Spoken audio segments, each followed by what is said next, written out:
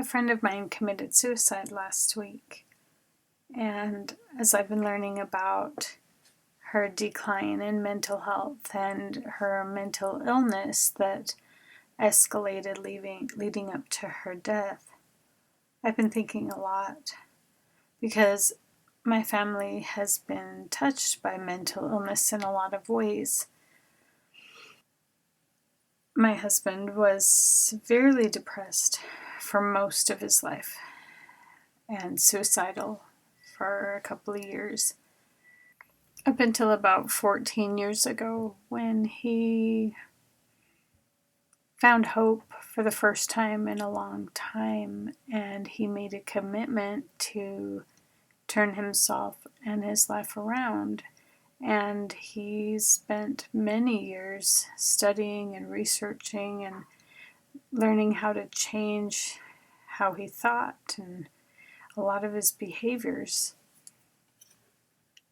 And I have sisters who made suicide attempts during their teenage years. And I guess this was the first time it really hit me that I could have actually lost my loved ones the way my friend's family has lost theirs. And mental illness is real. It's tragedy. And when people are in a state where they're delusional, it feels so real to them that we should never downplay what they're going through, even if it doesn't make sense to us. And I know that I've seen my own sisters come out of mental illness. I've seen my grandmother recover from a lifetime of depression and mental illness, and my husband go from being clinically depressed and suicidal to being self-aware and completely changing his thinking patterns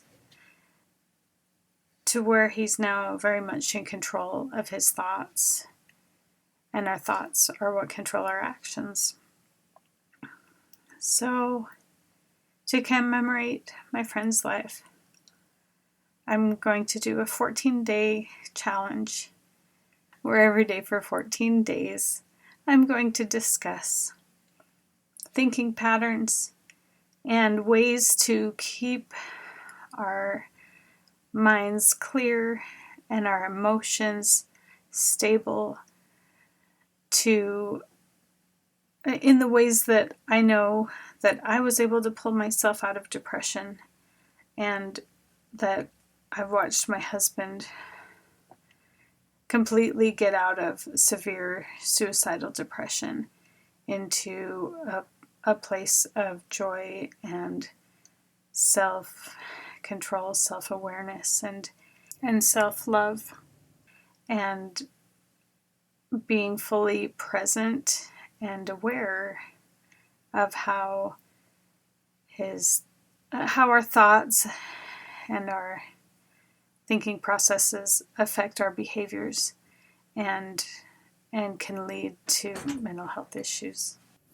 So join me for the next 14 days in paying tribute to those who are touched by mental illness, whose families and loved ones and lives are affected by mental illness, and looking at ways to combat the tragedy that it brings, the pain and the heartache that it brings to families of those affected, and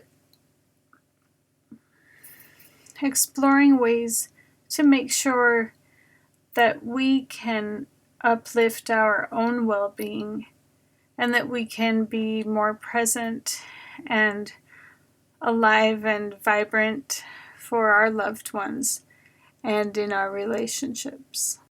So join me for the next 14 days in discussing how to improve and maintain mental health and emotional well-being. Thanks for listening to the Joyful Family Podcast. If you've enjoyed this episode, please subscribe, share, and leave a review. Follow us on Instagram at Vonneburd Family Coach and Roland Bird Author. Learn more about our work at vonneburd.com. Stay tuned. We're looking forward to sharing more with you next week.